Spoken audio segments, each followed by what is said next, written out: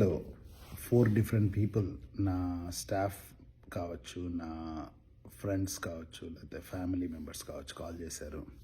వాళ్ళ పిల్లలు యూఎస్లో మాస్టర్స్ చేస్తున్నారు, స్ట్రగుల్ అవుతున్నారు జాబ్ వచ్చేదానికి. ఆల్మోస్ట్ ఇయర్ అయిపోయింది, జాబ్ రావడం లేదు, ఏం చేయాలి? ఇప్పుడు వచ్చి ట్రంప్ వచ్చారు కదా, ఇమిగ్రేషన్ స్టఫ్ ఉంటాయి కదా, ఇండియాకి డిపోర్ట్ చేస్తారా, ఇండియాకి పంపించేస్తారా అని చెప్పి. సో వాళ్ళందరికీ ఒక మెసేజ్ చెప్దాము.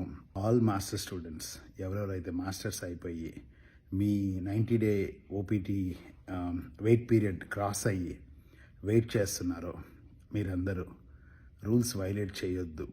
ప్లీజ్ రూల్స్ వైలేట్ చేయొద్దు. రెస్టారెంట్స్లో వర్క్ చేయొద్దు. Please stay at home, work with a company. ఒక ఫ్రీ ఇంటర్న్షిప్ అన్నా చేయండి, కానీ రూల్స్ వైలేట్ చేసి మాత్రం ఏమి కాదు, పిల్లి పాలు దాతా ఎవరు చూడడం లేదు అనే ఇండియన్ యాటిట్యూడ్ని ప్లీజ్ చేయొద్దు. ఓకే, దీనివల్ల మీకు మీ ఫ్యామిలీకి చాలా ఇబ్బంది వస్తుంది. అర్థం చేసుకొని రూల్స్ వైలేట్ చేసే all Indians please stop violating. హ్యాపీగా ఫోకస్ చేయండి how to get a job.